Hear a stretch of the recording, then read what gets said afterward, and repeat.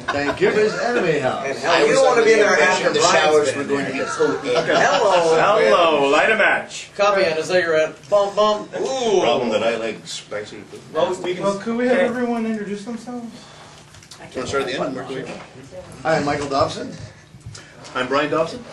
I'm Brian Drummond. How do you follow that one? I don't know. I'm Paul Dobson, top actor. I'm Sam Vincent, bottom actor. He's been modeling it for 3 years. And I'm moving.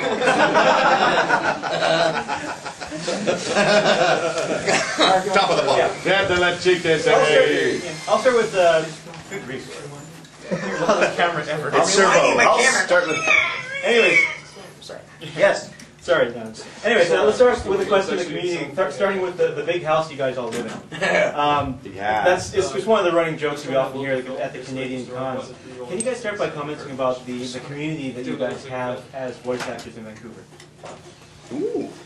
Oh. Community. Community. Brotherhood, Very really. large. It's fairly close knit. Everyone's, I think, It's a lot of love with everyone, you know. I'll say the one thing about in the voice community is in acting in general, it's competitive, but in the voice industry, it's competitive, but it's friendly competitiveness. I mean, Big you know, thing, if somebody else gets a job, you're like, damn it! You know what? Yeah. At the same time, you go, that's good for him because everybody here is so talented, and we all know it. And it's like sometimes it's going to be your turn to get the gig.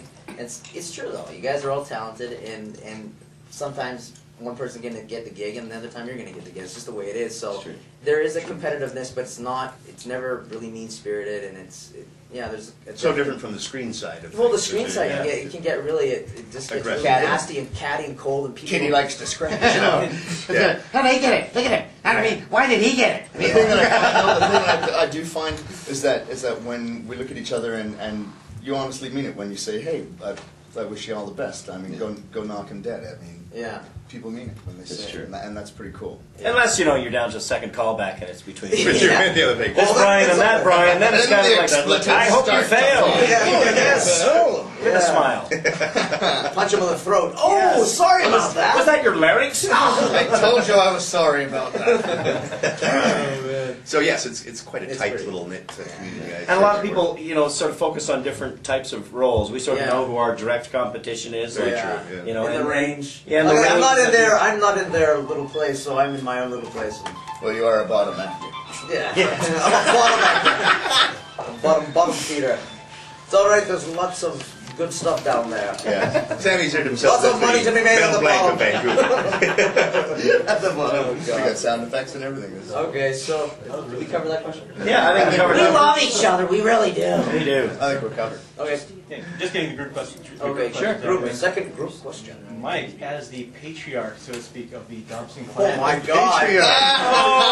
Sam Paul Dobson.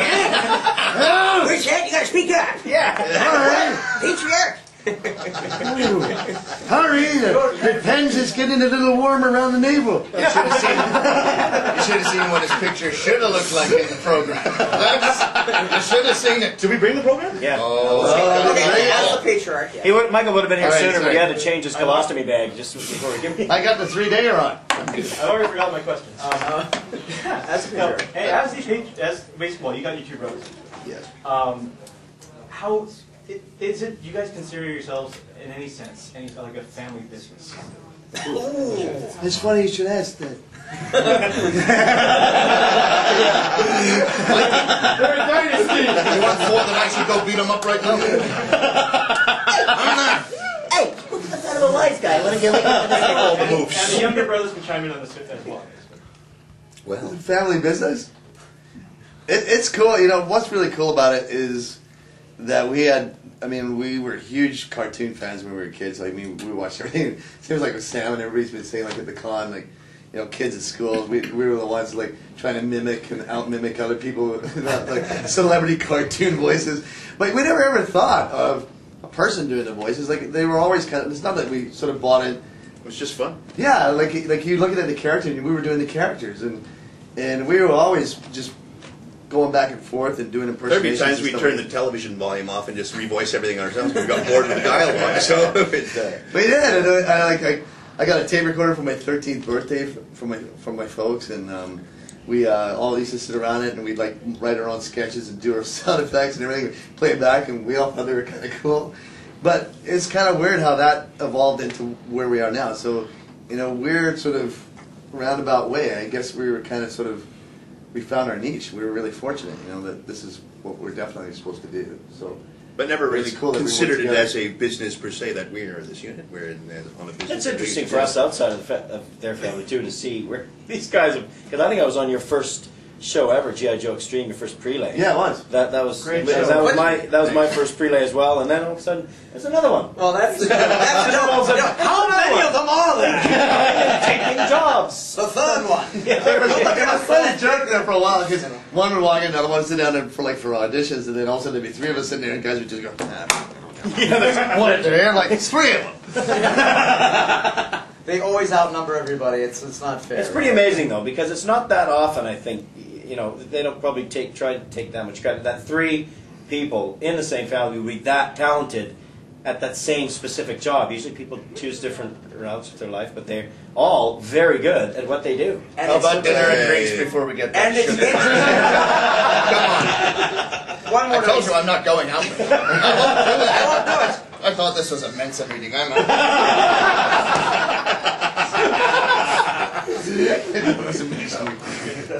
I told you I'm out. Well, I'm a top actor. I'm going to replace Paul now. But one thing I'll say about this too is that as an actor from the outside watching the adopted students in their careers, is that as each one kind of entered into the fold of the acting thing, you knew it was like a matter of time before they were going to, because for every actor, and even if you're the most talented, gifted actor, there's still the whole process of meeting the right people, getting familiarized with the casting directors and everything.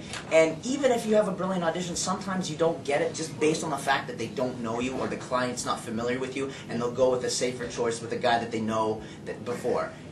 But eventually it's like a nut you crack, your second choice, your second choice, your second choice, and eventually you get the prelay series, you get your first prelay, and you watch that, and you what, like Brian, I guess you were the last guy to come and get in. Yeah. You say, you go and, yeah, Brian, it's just a matter of time, and you see Brian was getting ready to throw in the towel there. He talked about the phone, he goes, "Bro, you know what, I gotta find something else," I was talking working out, and I go, "Brian, just hang it," and now he's on fire, he's pretty well everything. And it's just a matter of time, it's a matter of time, because they're all talented, and when eventually you crack that nut, you get that first prelay, and then it's almost like, all right, you're established now. You got your first. Hey, it's like everybody wants. And you never see that side until it actually happens, because it's just so discouraging. And once you get it, then you feel kind of. It is. It's like waiting for the lemon break. There's maybe some worth here. To push a little bit further. Push. But now they're all well established. And we're waiting for Dobson's four children to begin. Second generation. Godfather too. And they're up and coming too. They're already like, "Hey, Dad, can we go down to the studio and try out some new voices?" They're like, "Okay, so I'm down there." My kids are in the studio doing it now, so it's fun. Okay, I got one more group question now that I didn't know if the Untattooed one had a role in the WB's crypto, but the rest of you guys do. And, great show. Great show, which it started airing on the WB now, and it's not here in Canada yet, but it will be soon. Thank you. We get it on the Cartoon Network too. We Sam's a star. He's crypto. That's strictly super Get away! I was like, yeah, that's catchy. We'll do that. Oh, his fun was at the beginning of every show. Sam had to do the intro 3 times. Oh, that's right. He'd do an ABC. Yeah, it would be like. So once he Sam do that, he's like, "Okay, Sam, take us away." Crypto the Super Dog in! Where's my wet blanket? Crypto the Super Dog in! Where's my wet blanket? Crypto the Super Dog in! Where's my wet blanket?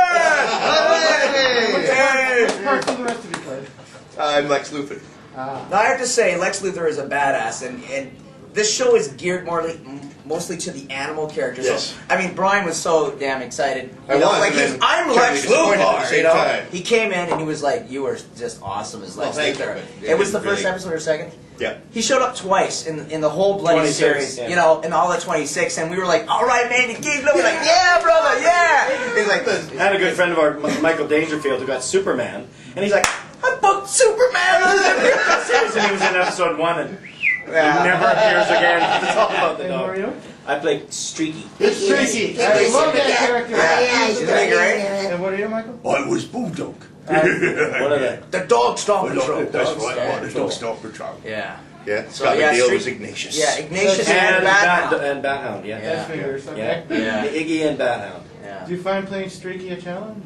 I mean, No, he was well, always because popular you- in the comics. Well, yeah, well, no, I loved him. I just made him a little rougher edge than some people I've seen on cartoon or on Teletoon. Yakety Yak series that we did, and I played this character called Keo, who was this. You know the guy with like a pineapple head and everything, and he was Yakity's buddy? And I took that, except just made him a little tougher, Little straight edgier. edge. a little more. Yeah, he's just a little more sarcastic about Well, stuff. And Streaky steals the whole show. I mean, Yeah. he really. I mean, and That's some fun Ignatius. stuff. I mean, Ignatius is Scott's funny. Ignatius is like hilarious. I mean, Ignatius, these guys yeah. really make the show funny. You know, sometimes I'm used to playing like I'm usually the guy who's doing like wacky Whack characters. ass. I had to play the straight guy for this one. It was Really like straight. really hard. I was like, yeah. I was Yeah, like, some make rough and away. You know? Everybody else was like, hey, man. Everybody's like, ha ha ha, and I was like, rough and away. You get to change your costume by chasing your tail. Yeah, I mean, no, I'm not saying that. It's a great experience. It's just different to be on the straight guy side of things when you used to be in like the character dude and watching everybody just, you know, you're cracking up the whole show, right? You're just like, all right, time to be the straight guy. Well, do you guys like the way they've done the series, considering it's absolutely nothing like the comic books? Well, I think it's got an old Warner Brothers style to yeah, it. or a I love the look of the Hanna-Barbera show. Yeah. I wanted to see Mark Lex Luthor Yeah. on that show, but other than that, I- Mark yeah, Oliver's character was hilarious too. yeah. Mark Oliver is playing the bad Mechanic Cat. Mechanic Cat, yeah. He's great. I mean, all That's the really characters are great in that show. Yeah. And the first time we did some, some post-production ADR just to fill in some of the gaps and stuff. Just looking at it, it's like, wow, this is a neat looking show, Yeah, right? I like to look at it. Yeah, and Right away you go, I was really, I WB. wasn't sure Yeah. what market it was going to appeal to. I was like, okay, who's going to be into it? But apparently, it's kind of crossed, all age ranges. So that I'm happy. I get happy about emails that. from people in the UK that are watching it, and they're Yeah. just like, wow, they love Oh, it. cool. I think it's doing really well there too. It's the first time ever they've given crypto a voice. Well, yeah, I guess, but I guess that could be daunting if you think about it too much. But I was just like, rough and away. Yeah. I was like, Well, besides crypto, is there any specific cartoon character that you guys each want to talk about? I mean, you guys have done so much. I mean, G.I. Reboot, G.I. Joe Extreme. I think we're excited to Lots of see where Transformers is all going over to the go. place. yeah, a lot of Are we talking about the new look and everything with Cybertron? Yeah. Cybertron? yeah, And the launch into the live action film. Yeah, we're doing Cybertron.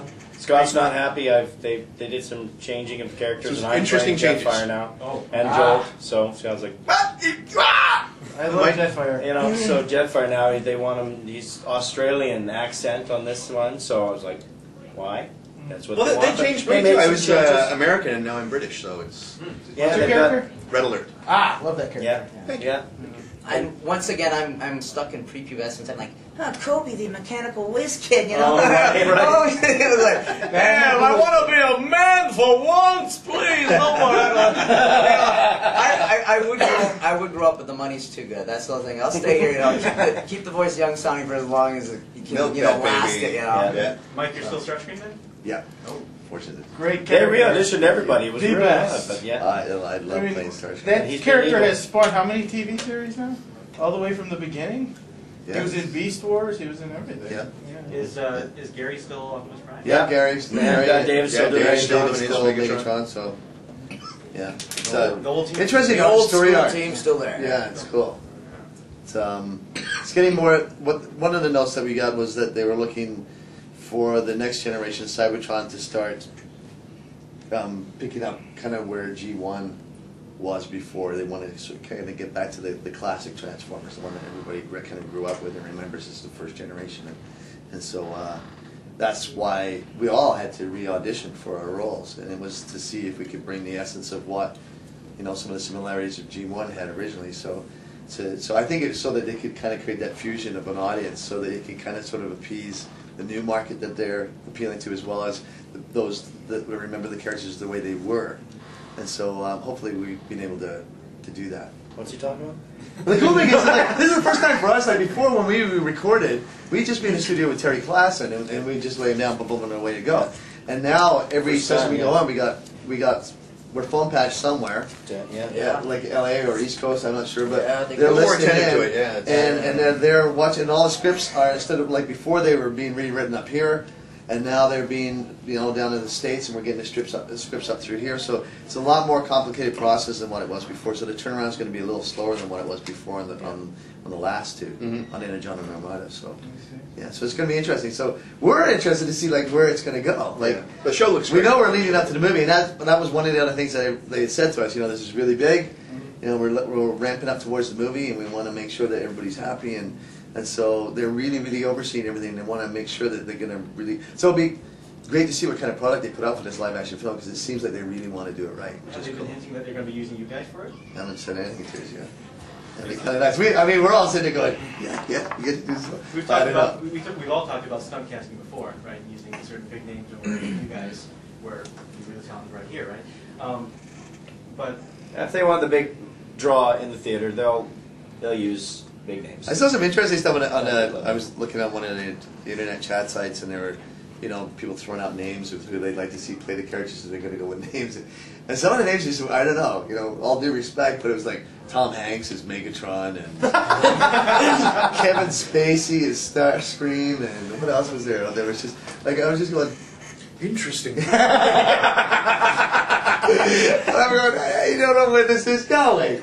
It's when you take a character off the page for a number of years. I mean, there is kind of an attachment there after a while. So it's kind of weird. All of a sudden, you know, a feature comes out, you're going to be hungry for that, and they start talking that language. It's kind of well, you become really akin to the person that you really start to understand the way they think and what their goals are, and who everybody else is that's in the arena peripherally to that character. You know, like all the other characters in the show, and what you want from them or what you don't want from them, and who you want to take out and who you want to keep by your side and stuff.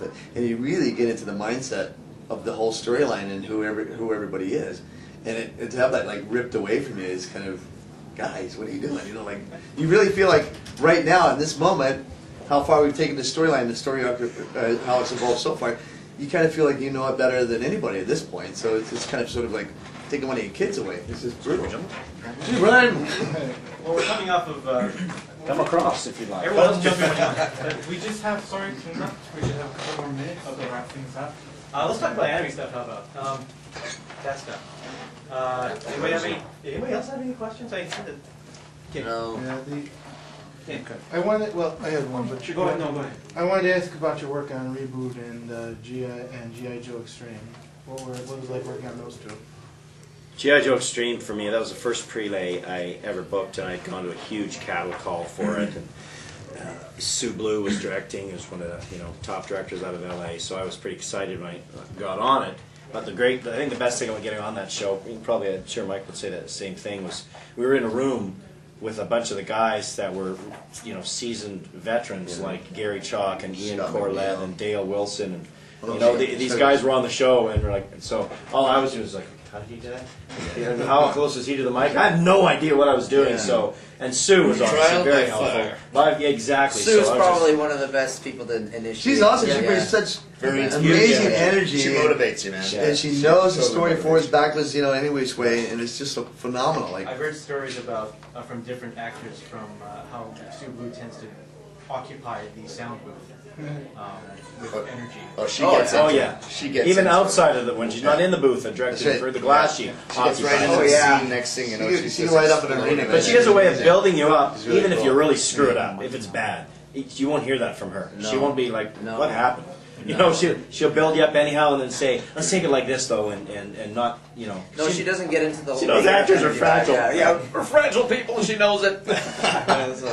But that was a great experience. So, and I'm sure that put my foot in the door. If I probably hadn't landed that role, I don't know if I would be a voice actor today. Because, once your foot's in the door and you have a big prelay series and you've done 20-some whatever G.I. Joes, then everyone else is like, yeah, sure, we'll see him for this. And I was like, you can get in. His name was Ballistic. He started, the first season was Ballistic, then they called him Eagle Eye. Yeah. And because Ballistic was a little too violent. I love the episode with his grandmother. Yes.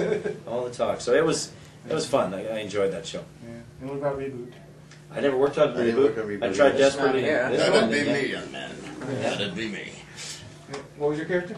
Matrix. Oh, that was a phenomenal character. Thank you very much. Yeah, I enjoyed doing it. It was great. You find it different working on computer-generated cartoons versus regular ones? No, because I'm not on that end of the animation sort of thing. I mean, for me, I'm going in, I'm doing another prelay. So I mean, as far as it goes with that, I mean, if anything, you notice nuances and differences in people's style of writing, that kind of thing, for different shows, different scripts, as everyone will agree. I mean, you know, you see different styles with different production houses that are bringing the scripts and such. And even sometimes within that production house and the show that's going on, you can notice when a different writer would do a script on the same show. Yeah. When they would switch things, sometimes you'd notice a different style. But I had a blast doing that character. I mean, how many of those did you guys do? There's 4 seasons. Yeah. I think it's funny that Matrix looked a lot like you. Yeah. Yeah. People look at Matrix and they go, "That's so your brother, like so perfect, it's uncanny." Muscular, goatee. You have a glass eye? Got glass eye. Got the girl. Well, one general, yeah, that's like me. one general question. Working on like American and Canadian cartoons, you're working on original storylines, but when you're doing Japanime or anime, you're doing dub-overs of cartoons that already exist. How is it different? Less money. That's my money. No, but it's harder. I really enjoy anime, and from the perspective as an actor, I've maybe been given the opportunity to explore certain things that I might not get the chance to do in prelay. In prelay, I don't know, there's this thing they really... Part of it is also we get to know the people that are doing the anime, and they're really good about just throwing us parts and throwing us things that we might not have been considered for, and we go, God, I get to try this out. Yeah. Where in prelay they're much more careful about it, you know, just giving the part to anybody. And so I really was able to develop and explore my characterizations through anime and gain confidence in my ability because I was exploring in anime, and I would take those skills and then maybe I would try something that I wouldn't have the confidence to try regularly in prelay and apply it there. So for me, that's the benefit for me for anime. It's really helped me out. I find it's a little difficult sometimes in the anime to follow what's going on with the show. Everything's because there's lots of times they'll do episodes, let's say 1 through 8, or 1 through 5, maybe do 4 or 5 episodes at a time. But you've got 30 actors working on that. They can't send 30 actors 5 scripts each and have to send 150 scripts so we can all look at it beforehand and flip through to find out where we are. So we don't see it till we get there. And when we go in, you just jump from your line. Okay, page 12, line 27, that's you. Yeah. Then you go 15 pages ahead and say line 91. And you have to go, what's going on here? Yeah. You know, because you have no idea what's happening. It's your character, but a whole bunch has taken place that it's a little hard to follow sometimes. The best thing that you have is the paragraph that was right before yours. Right before yours. You have a quick read of the lines before yours. Okay, what did they just say to me? Okay, I'll give it a shot this way. And if you really go, okay, well, that's not the context. The director really has to know the show and say, okay, this is what was going on because he heard everyone else's reads. You're not working with anyone else. Well, Sammy did it kind of like this, and this is kind of what's going on beforehand, and so-and-so's here, and these robots are doing this, and you just taught him last episode, so they got to fill you in to help you out with it because we don't know what's going on. A lot of the times when you finally get to watch it on TV, you go, oh, so that's what was going on. Yeah, okay, all right. The last to know. We're the last.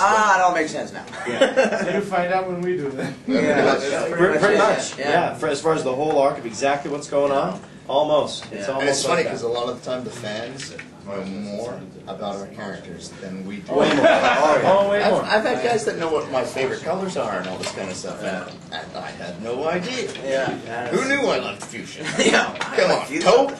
Come on. That's it. Episode 42. Puce. Puce. Puce. Sorry, didn't check that. I don't know that color. It's a stick. We're off to Oh yeah, we're off to the villains thing or something? The charity auction and then to a panel. A villain panel. So we're wrapped. We're wrapped. Thanks, guys. Thanks, you guys. I'm doing a charity thing next month in Calgary. Calgary. Welcome to Alberta. Sigan. Could you do Starscream for us, please? It's very kind of you to ask for me to come forward. Thank you. I'm really looking forward to doing Cybertron. For once, I think I'll finally put Megatron way below.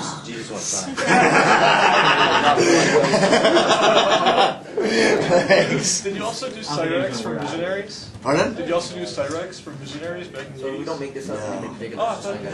We're doing that. The voices sound so similar. It's wild. Thanks, man. Starscream he's my favorite out of the repertoire of characters that I do. I just really like where he's going, especially seeing the new the scripts that are coming out from the States right now. It's just like, oh yes, that's cool. It's great that he's getting a lot of spotlight right now. But they always give him the best lines. I mean, even in the original series, every Decepticon for himself. But there's that kind of lovable. You still love him anyway, even though he's kind of like callous like that. There's something about him you just kind of love, because I don't love him. Yeah, I don't love him.